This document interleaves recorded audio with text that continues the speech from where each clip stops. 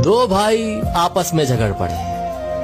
साथ ही उनके पापा खड़े सब देख रहे थे और जोर जोर से हंसते चले जा रहे थे। अब झगड़ा किस बात पर हो रहा था? 4 बेडरूम के मकान को लेकर प्रॉपर्टी का मसला था। बाप को हंसता देखकर दोनों भाइयों से रहा नहीं गया और बोले, पापा आपको क्या हुआ? हम लड़ रहे हैं और आप हंस रहे हो। बाप ने कहा, बेटे तुम इस चक्कर में पड़े हो, मैं कल तुम्हें अनमोल खजाना दिखाऊंगा, कल चलो छुट्टी लेकर मेरे साथ। दोनों भाइयों ने छुट्टी ली और सुबह सुबह तीनों निकल पड़े। एक बस में चढ़े तो 2 ही सीट खाली थी। अब जाने वाले 3 थे, 10 घंटे का रास्ता था। कभी एक भाई पापा के साथ बैठ जाता, दूसरा खड़ा हो जाता, तो कभी दूसरा बैठ जाता, पहला वाला खड़ा हो जाता, और इसी तरह सारे रास्ते एडजस्ट करते हुए चले गए। गांव पहुंचे तो पापा उन्हें एक पुरानी हवेली पर ले गए। देखा तो हवेली खंडर हो चुकी थी, कबूतरों ने घोंसले बना लिए थे, झाड़ियां उगाई थी।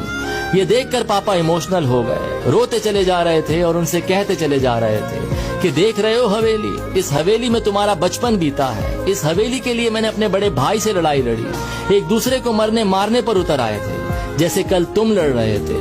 हवेली तो मुझे मिल गई थी, लेकिन भैया बाहर चले गए। मुझसे कहा तू ये मकान रख, रिश्ता खत्म। मैंने अपने बड़े भाई को खो दिया इस हवेली के चक्कर में, और आज ये हवेली खंडर बन चुकी है। तुम दोनों इसी तरह लड़ते रहे तो मकान तो खंडर हो जाएगा, लेकिन रिश्ते हमेशा के लिए खत्म हो जाएंगे। जिस बस की सीट पर बैठकर आए हो, क्या वो जिंदगी भर के लिए तुम्हारी हो सकती है? तो बेटों ने कहा, नहीं, क्या बात कर रहे हैं, बस में तो सवारी बदलती रहती है। तो बाप ने कहा, बस यही लाइफ है, सवारी बदलती रहेगी। जो चीज थोड़ी सी देर के लिए मिली है, उसके लिए झगड़ना बंद करो। खुश रहिए, मोहब्बत से रहिए, अपनी फैमिली का ख्याल रखिए। मटेरियलिस्टिक के पीछे नहीं, इमोशनल के लिए दौड़ना शुरू कीजिए। और ये स्टोरी अपने भैया के साथ जरूर शेयर कीजिए।